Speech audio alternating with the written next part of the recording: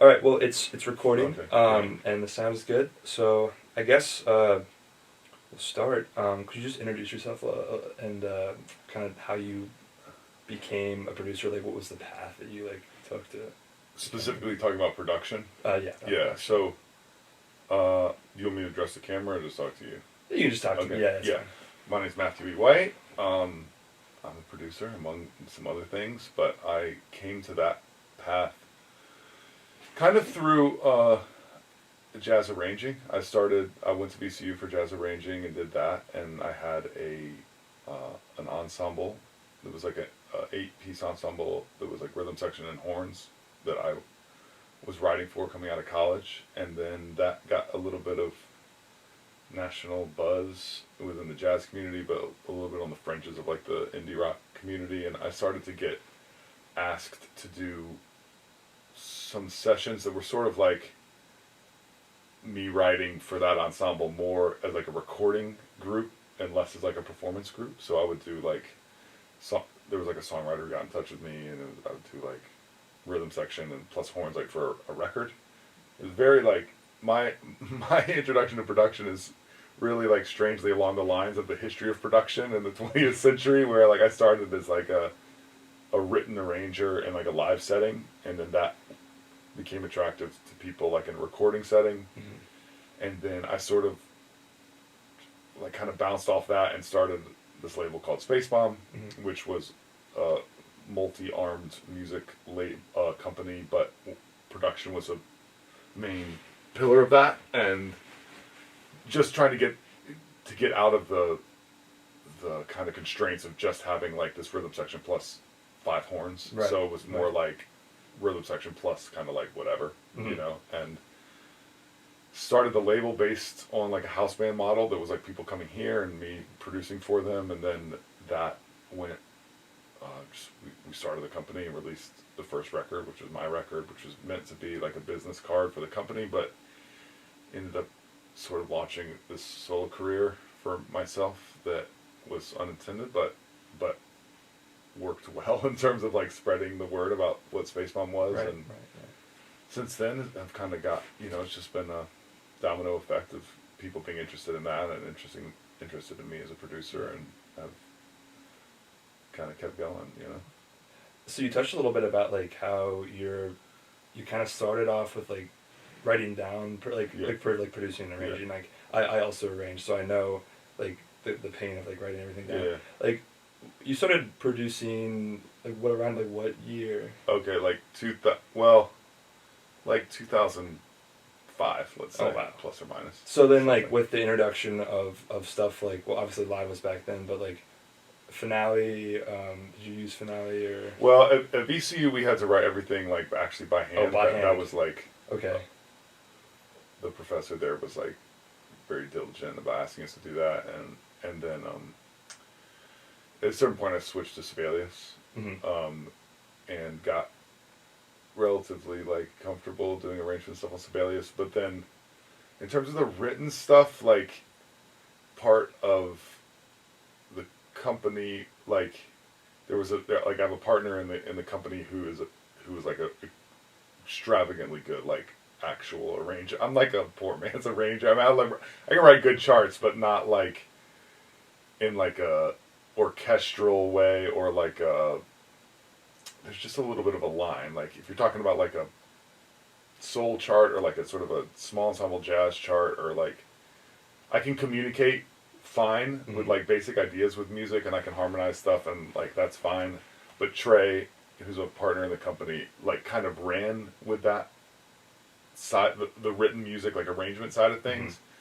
And so a lot of the production we ended up doing over the last 20 years has been me focusing on like more of a traditional producer role, which is like getting the band in the room, just kind of more modern production. Mm-hmm. And if there was an actual like arrangement wing of the production that was strings or horns, Trey kind of started to do that work, just because there's a reason why that job gets split up a lot, is Right. because it makes a lot of sense just to help like the efficiency of actually getting stuff done. So Trey has ended up taking a lot of the work that's like, and he still does a lot of arrangements for people, but he's much better arranger and some, at least from a like, yeah, it's a different style. Right. He's a very accomplished composer and arranger, and I have, it's like it started out together and then it's kind of split where Trey does like the arrangement work and I do the production work, and things that want both of those, like we end up working together on. Yeah. Is it kind of hard to get all the musicians to like lock in and be like, oh, this we have to film this, or not film this, but like record this right now, like as your job as like a producer, like do you think it's a lot of interacting with like the musicians? What are you talking? Well, it depends. Like, definitely there's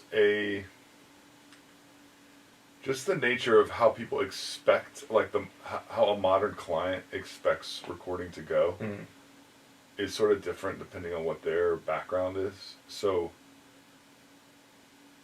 historically, like it's very normal, obviously, to have like I don't know, like a band in a room and you record that band, but your technology sort of allows flexibility, and depending on how much a client like values basically post-production flexibility, you record in different ways, but also what their goals are in terms of the sound that they want to get. So it's like it just depends on the record. Like if you're making like a modern pop record or a modern hip hop record, that's a whole different process than if you're making like a folk record or jazz record or like a soul record that has some kind of like historical genre based kind of sound, because you kind of need to be in the room, you need to be recording all at once. And on like a really like on a budget level, it's if someone's coming to you with budget, it's very rare now that someone wants to blow all their budget in like a day of recording, right? So like recording like an orchestra or a symphony, even a small pared down like orchestral situation, it's like super expensive, but it's really interesting in terms of how a budget would work. It's super expensive like per minute or per hour, like how that would break down in the budget. But it might be cheaper at the end of the day. But it's very rare that a modern client would want to, I mean, would want to spend $10,000 in a day, let's say, like, because they're just not used to that. That's not part of the rhythm of recording now, even though like 50 years ago, a lot of the songs that we know from that period are recorded in 3 hours in that spirit, and they're just like, okay, 3 hours, session done, arrangement recorded, done.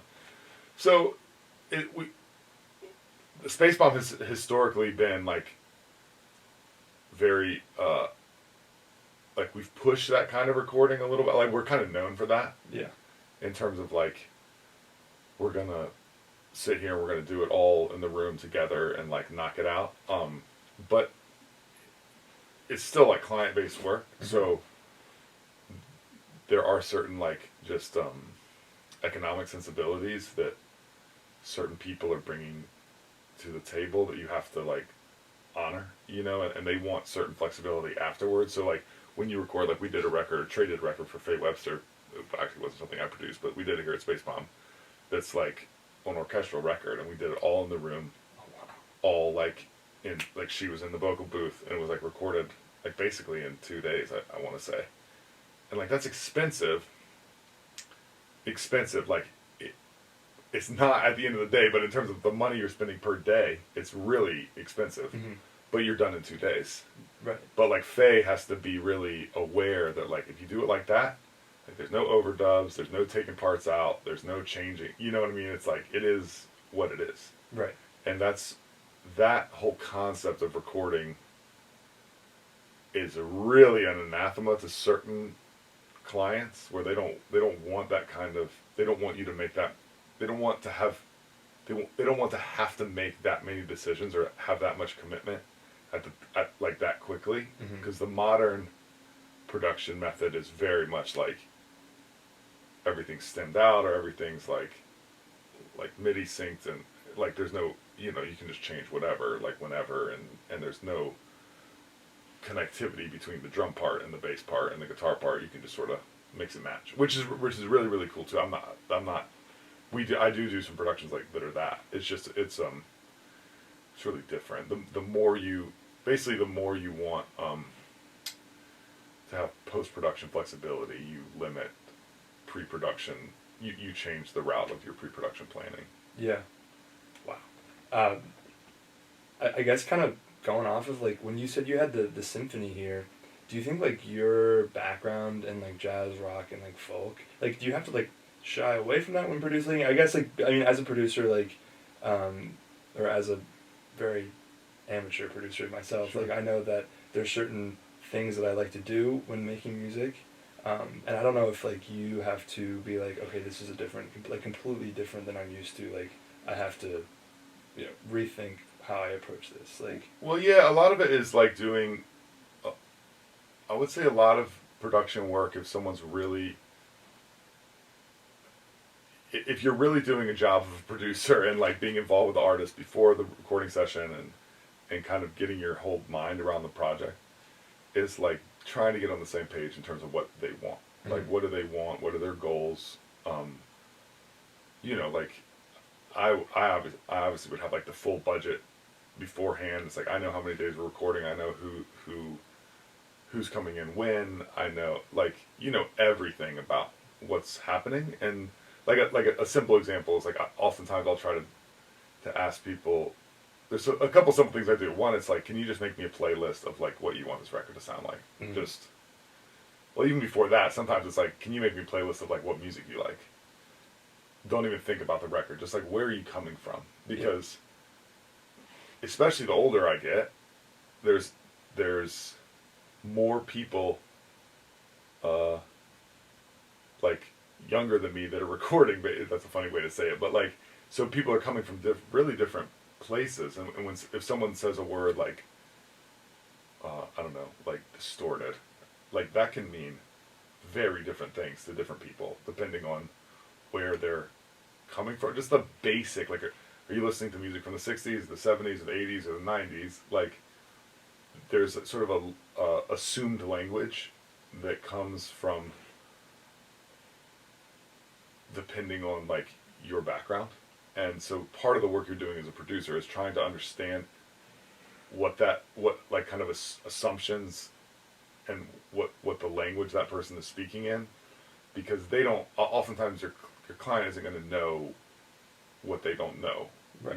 When they most clients have like, okay, well, they assume that a project is going to go a certain way because they don't have like a breadth of listening, mm-hmm. theoretically, that the producer has. So you're kind of trying to figure out what lane you need to be in, and then once you kind of know that, you're definitely sort of shifting, like in terms of like what drum set you're going to use, or like it can get so like minor.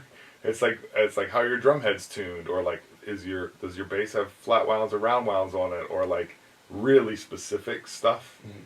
to like what kind of fills is the drummer playing, or there's some fills that aren't in the language of certain genres that might be a real touchstone for your client. So it's just little things like that. You're just constantly kind of guiding. But I try to keep, there's a lot of like, I mean, I make, depending on the record and kind of like how I'm being compensated to be involved, is like, some of the records I have like, I don't know, like almost 100-page Google documents that are like, what are your references, like for each song? Like, can you give me 3? A lot of times I'll ask people for like each song, can you give me 3 reference tracks for each song? Like, and so I can help kind of triangulate, like what are you actually going for here? Because that's really the main thing, is like most artists, if they had the language, they could produce the song themselves. You know, the reason that it's not that they're lacking ideas, it's that they're lacking, one, like the language to communicate those ideas, or more pragmatically, they're lacking the ability to communicate efficiently with a group of musicians in the room when you need to kind of move fast and you need to be able to speak directly, and you have a relationship with, I have a relationship with these musicians, so like I understand like the kind of emotional nuances of what might be going on in the room, or if someone's like pissed off, or like like that kind of stuff. But in terms of like what an artist wants, it's pretty rare that I have an artist who's just like, I don't know what I want, but they also are coming to me. Like, that's not really common. Occasionally, I'll have someone who's just like, I have these songs, like, just do whatever you want to do.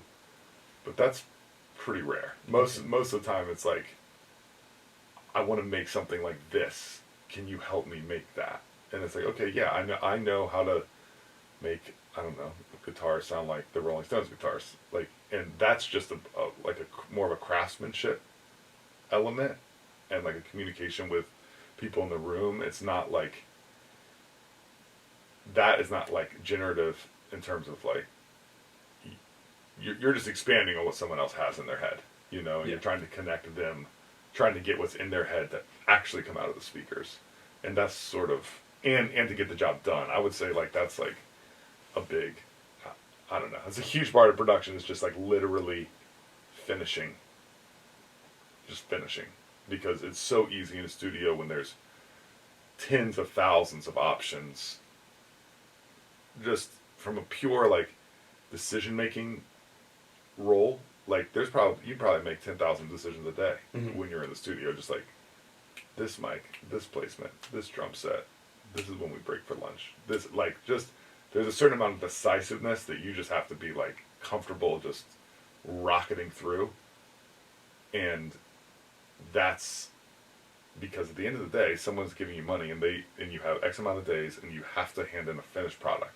And if you get, there's a lot of like, it's like, do we want to spend 5 days to make this song 10% better? Or do we want to get 7 other songs done that are also this good? There's a lot of like, sort of balancing those kind of things. And because most people are on a budget, and recording is a really expensive hobby. Like when someone is coming to a producer and like coming into a studio and hiring musicians, for the average person, it's not like painting or writing. Right. It's like, you know, you're spending, I don't know, $1,000 a day at least. You know, so it's like that's you have to there's a decisiveness that you have to bring to the table, so you don't get stuck being stoked about one song and bummed about 9 others, because that's not really the goal. Yeah, no, totally. And actually, you said, I think in an interview in 2021 that like to commit to like sounds, like it's like that's one of like your like the hardest things to do in a music making process is like to commit to sounds. Yeah. Is that like something that you've found has gotten easier as you've gotten more experience, or is it's not necessarily hard for me to do? Okay. It's hard. It's hard in this recording environment where people have the understanding, if they recorded at home or if they recorded like, a lot of things are mutually, this is the way I say it to people, a lot of things are mutually exclusive in recording. Like you can't have your recording sound lo-fi and vibey and like band in a room and kind of from the 60s, and also have the ability to change the drum sound later. Those are mutually exclusive. So what's really hard is like, it's hard to convince people to be like, there's like workarounds where it can go like 50-50. People can be like, oh, well, I'll sacrifice some of the like vibe element to have flexibility later. But and you can do that, but it's hard to get people to fully commit to like, no, like I want to go this route, because it's so, I mean, you can really like explode it out into how like technology works in our culture and like what it allows us to do. It's like people just are not used to commitment in like an artistic way. They're used to being able to like edit and repost and delete posts and like, you know, whatever, like you're just used to being able to change like constantly. Totally, yeah. And to have something that's representative of you, both like on a commercial level potentially, but also like on a spiritual level, be like, you know, you're like playing in the room. It's like, all right, are we? I'm stoked. Are you stoked? And they're like, so if we are done now, we're like done. This is what it sounds like. It's done. It's like, yeah, it's done. This is it. You know, because people attach so much romanticism and mythology and like to the studio sometimes when they get in the actual moment and they have to sign off on it of like, this is it. This is the song. We're done. Like that is I find that to be very thrilling and kind of just, almost like freeing, honestly. Yeah. Because the options here are basically infinite, you know, and you could record the same song like a 1,000 different ways easily, you know, with like, and you just have to say like, this is what we're doing, and it's sometimes it can be hard for people to commit to a process. It's better, like recording a tape is a good example. It's like people are like, oh, I want to record a tape. That's like a thing you hear all the time. Say, okay, great. Well, if we record a tape, that's an 8-track tape machine. So there's 8 mics in the room. Like, yeah, that is mutually exclusive from having 16 mics in the room.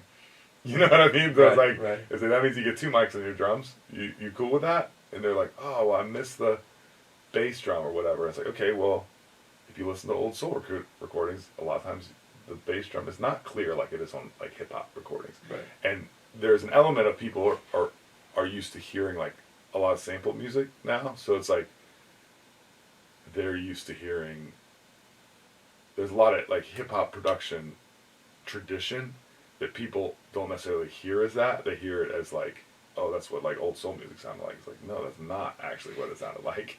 It sounded like this. That's just like a flip sample of that. So there's an educational element to like, and ultimately, like I said, you do have a client, like they're paying you. Mm-hmm. So you know, I tell people all the time, it's like, well, it's your call, it's your money, like, or like I just present these options and I'll give you my opinion. But yeah, it can be hard. It can commit.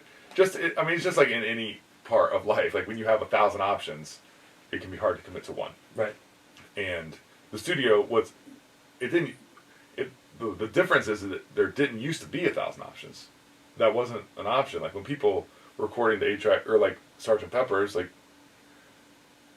that record is infamously like a massive record, but it's also recorded on a 4-track. Right. And like, but they didn't choose to record on a 4-track. That was literally what they had to record on. Yeah. So now to get that situation, you have to actually make a conscious choice to put yourself in those boundaries. And that's, I think the farther we get in history and the more recorded music we're looking back on, the more, when you're making music, especially this referential, the more like sort of mix and match options you have, which can be kind of hard if someone doesn't have a lot of clarity in their vision. Right.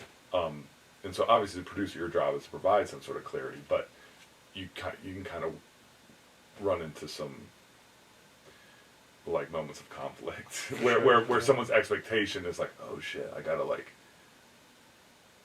commit. That's why like when someone like Faye came in and she's like, yeah, I want it, like put the 2 mics in the room, or like there was a Foxygen record that we did the arrangements for, and they were so good about being like, we want a stereo mic in front of an orchestra, like no single mics, like we want the orchestra stereo mic straight to tape, like no mixing. There was no mixing of the orchestra. There was no sub mixing. There was like, you would get the mix in the room, it goes on the tape.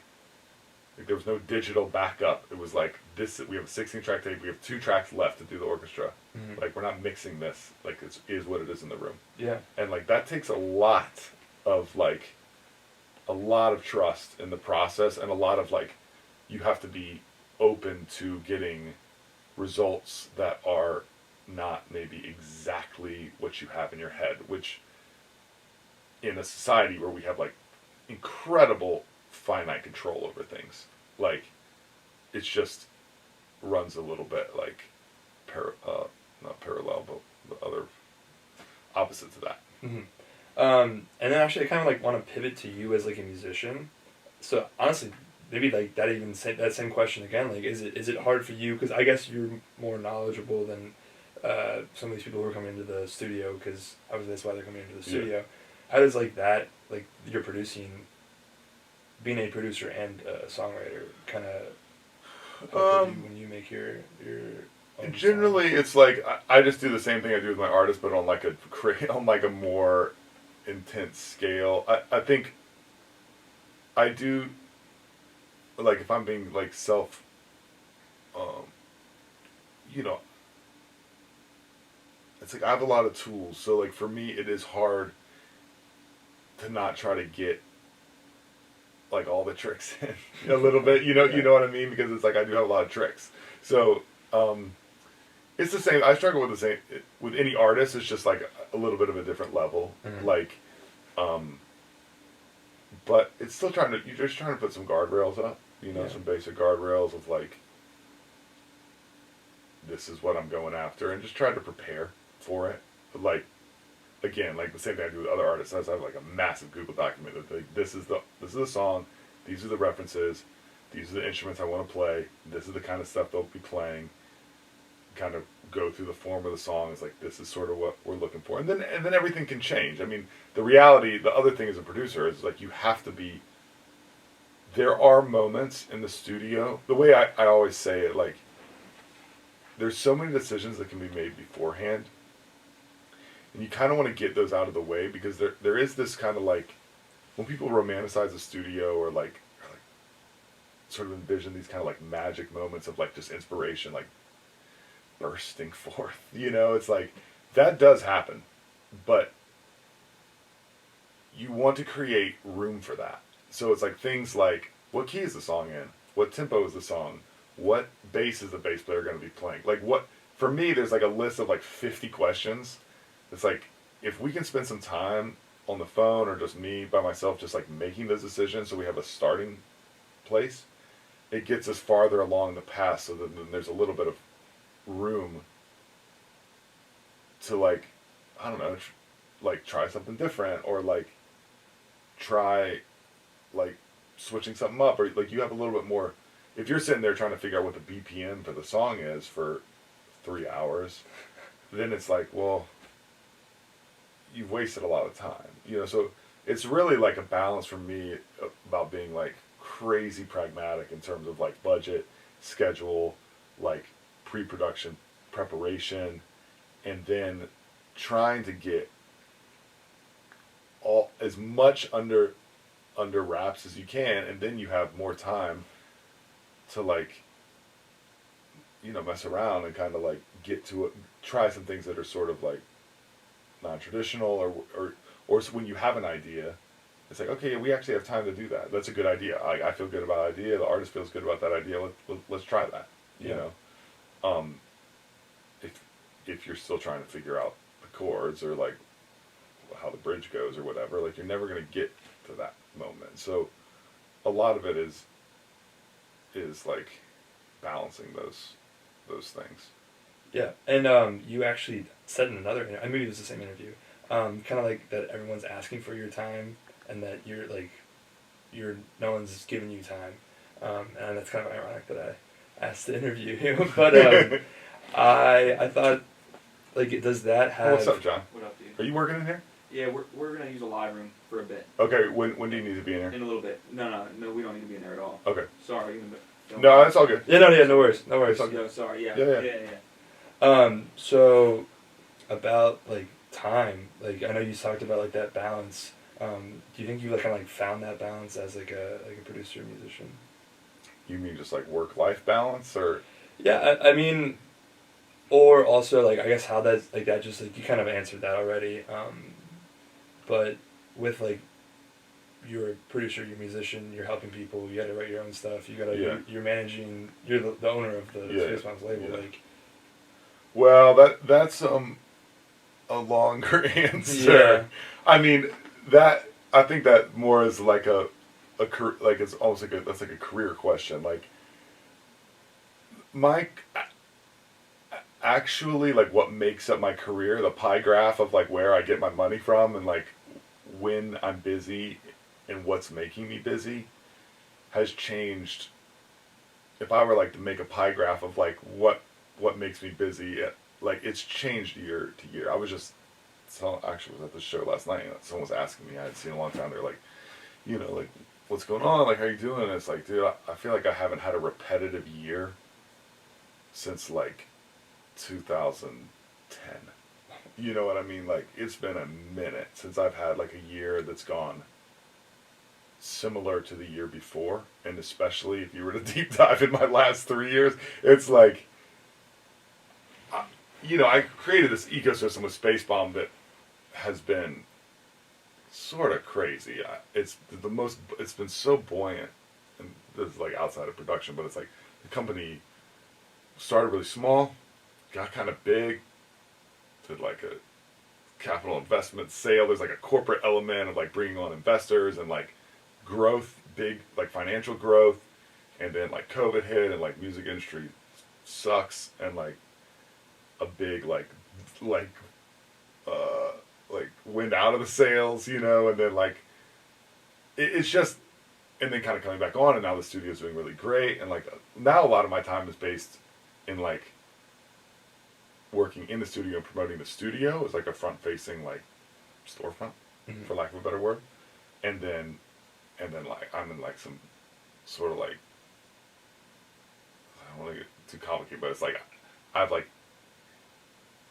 trying to figure out some like label stuff, some very classic like artist label like masters, stuck in between that like dynamic, and which is all good, it's all fine, but it's like just like I haven't produced as many records in the past 18 months as like there was a time like where I was like booked like 12 months of the year, but just like I could just slotting in production jobs like one after the other, one after the other, and like, or like going on tour, and like that's kind of like that's chilled out a little bit, and a lot of that, if you were to really graph it, like has to do with COVID.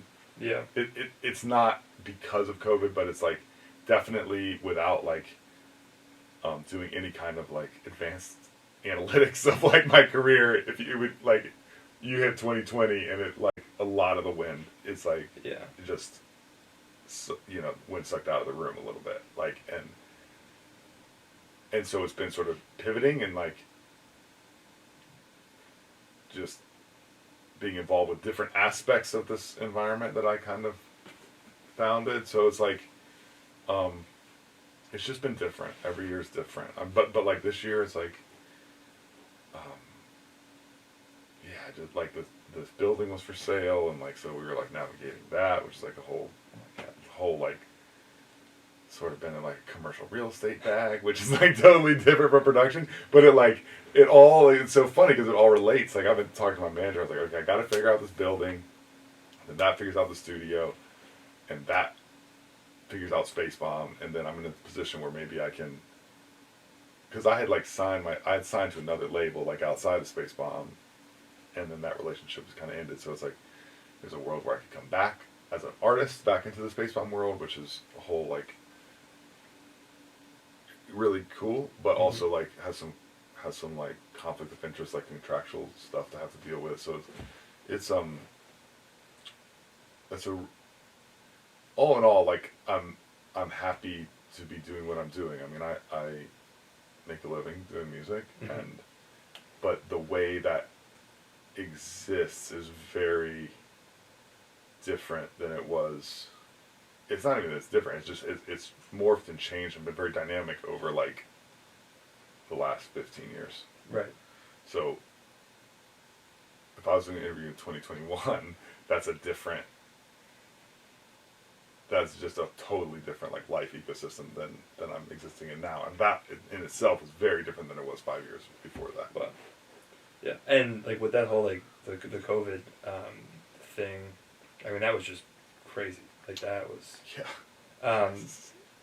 I just remember I was in high school back then. It was just like we were in school on a Thursday, and then they're like, "Oh, you're not coming to school tomorrow," and then they're like, "Oh, we'll be a week," and then it was just done. It's crazy. I mean, it still is. It's hard to not look back on that as it's almost like I don't want to give it so much credit for derailing things. Like I don't want to have lived through that trauma in a way. It's like I want there to be other reasons. But I released a record in 2021, I think, and like at that time I thought, I was like, okay, good, we're past it. Like I'll be able to release a record out into the world, out into like a normal world. But I had like at least 2 tours canceled by COVID, and just in general, like releasing music into that environment was like spitting into the wind. It was like, Yeah. you know, everyone was backlogged, so it wasn't like every label had taken all their catalog off the, you know, stopped releases in 2020. Mm-hmm.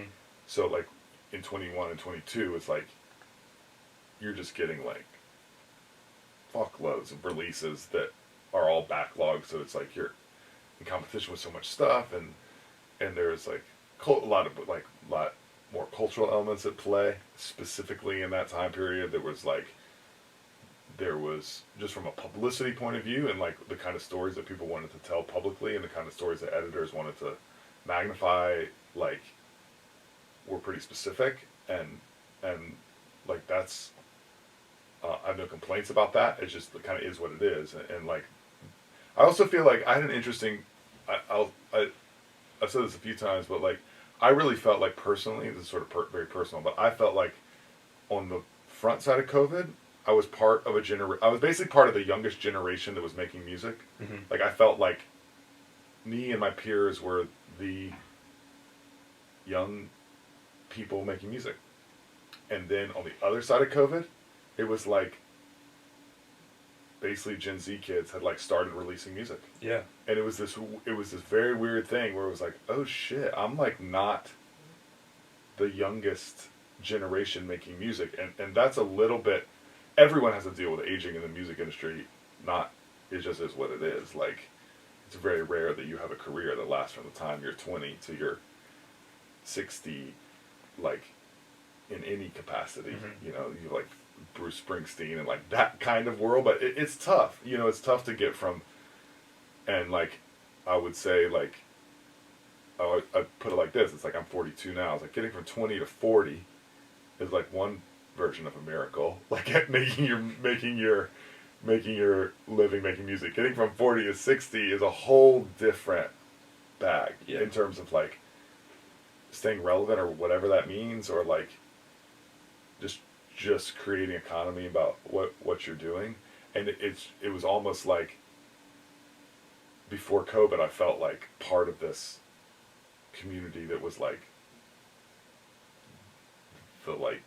the generation that was like making art, and like the aesthetics were, the whole like centrifugal force was around that generation. And then when on the other side of COVID, it was like, oh shit, like there's a whole nother like aesthetic morality and just like way of communicating, and it's just different than, and that's been interesting, and just kind of like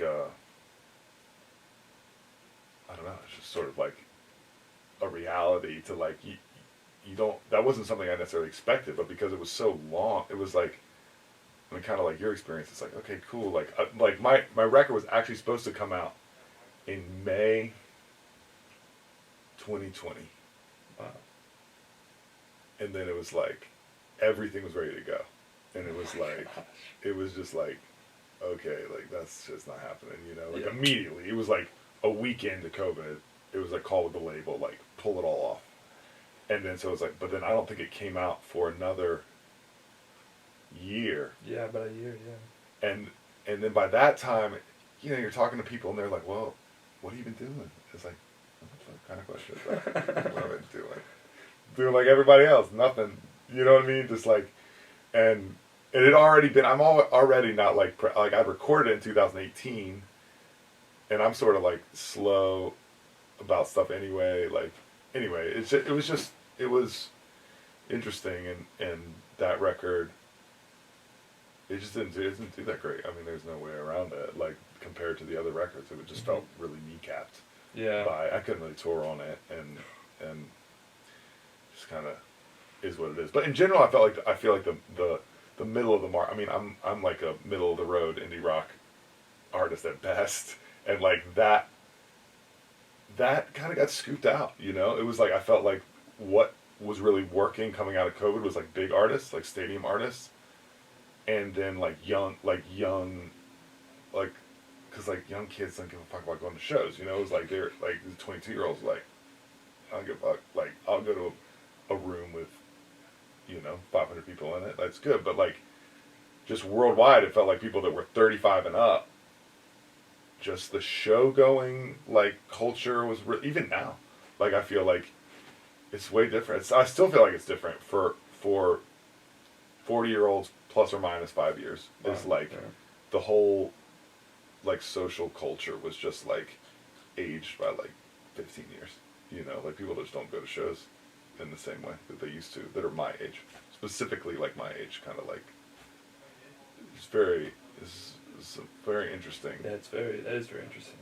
But I feel like kids, like, there was a lot of energy, like, and everyone was like sort of pent up, stuck in their houses, and as soon as it was like, all right, let's go to shows, it was like, yeah, fuck yeah. Yeah. I remember Lollapalooza. I mean, I'm from Chicago, and my brother, I'd gone the year before, and he had never gone, and he was like itching to go. Yeah, exactly. There was definitely that kind of energy, which is really cool, and I just feel like that for like mid-level artists that make their money playing like 500-seat venues to their peers, like that just kind of got like scooped out, and like I've seen more people in the last year, 18 months, maybe 2 years. I've seen so many people that were friends of mine or acquaintances of mine, like, just sort of drop out of the industry, just because, like, go get jobs or whatever. And that's fine. I mean, that's not, it just is what it is. Yeah, it is what it is, yeah. And then, like, I guess, like, going off that, this could be, like, short, because we do have to wrap up a little bit. But, like, we've talked about this as a class a lot, about how artists, musicians make their livelihood, and how streaming is just, I don't want to put words in your mouth, but like, what are your thoughts on like streaming? It's complicated. I have complicated thoughts. I make my money on songs that stream really well. Like literally, if you just look at how I make a salary for myself, I have one record that streams like crazy, and it's a weird one. I just made this. It was like this covers record that I made. It's like whatever, like just made it like sort of offhand, and it's like it just streams, dude. It's like crazy. Wow. I was just on vacation in El Salvador, and I heard it in a bar, like in El Salvador. Like I was like, this isn't so weird, because I'm not like famous like that.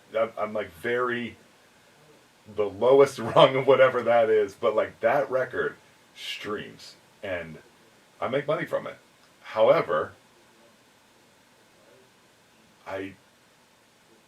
the breakdown of how artists get paid, it's like what, 0.04 or 0.004 or something. And then Spotify just changed all that recently. Yeah, and it's like, that's not even accounting the fact that, most people have a partner that they're, like a label would take 50% of that, or 70% of it, depending on your deal. It's like, it's really fucked. Like, and it's hard, like, as a label who's worked with artists, like, streaming is the lifeblood of, like, our catalog, even Spacebomb. Like, we make money every month.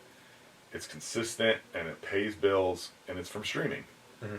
But it doesn't feel super sustainable, and it also just doesn't feel, like, fair.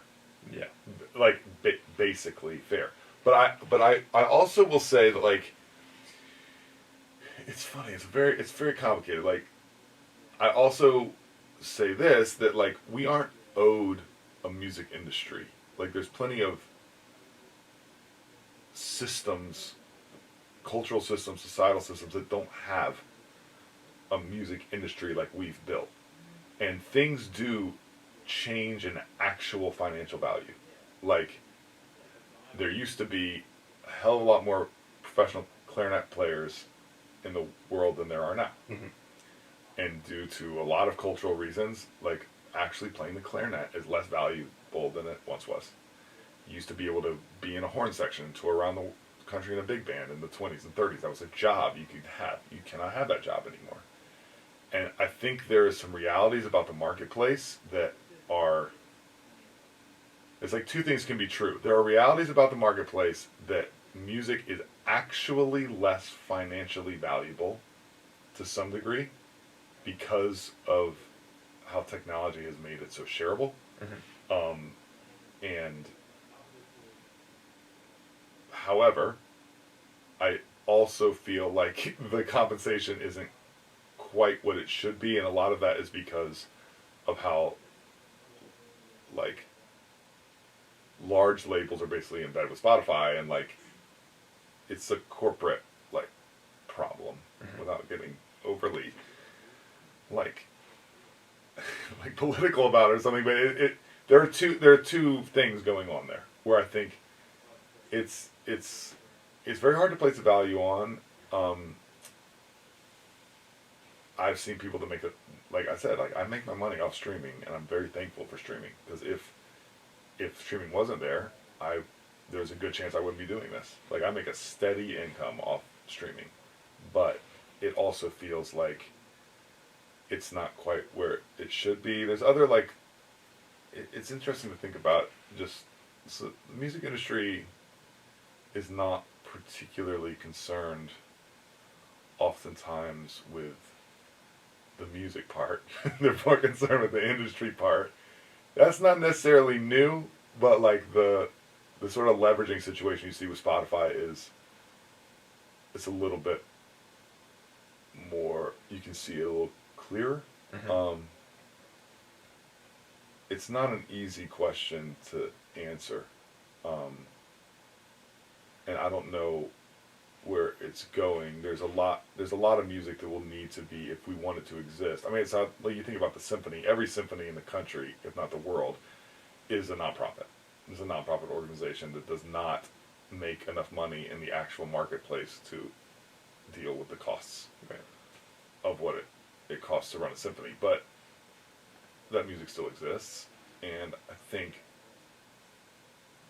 there's going to be a lot of other kinds of music, or other like musical philosophies or musical approaches, that are going to need other financial systems to exist, to allow them to exist perpetually, if the culture wants them to exist perpetually. A lot of things will cease to exist if we're talking about Spotify and streaming being the main marketplace. It's obviously something to do very well, but if that's the only financial system that's in place for musicians, like a lot of things are going to go away. But that doesn't mean that there can't be improvements in the streaming model, or it doesn't mean that there can't be other financial systems that crop up that make more sense for certain kinds of music. Yeah, that was awesome. Thank you for that. And then that's pretty much it. Is there anything else that I didn't ask that you think I should know? No, Okay. that's good. Thank you. Yeah.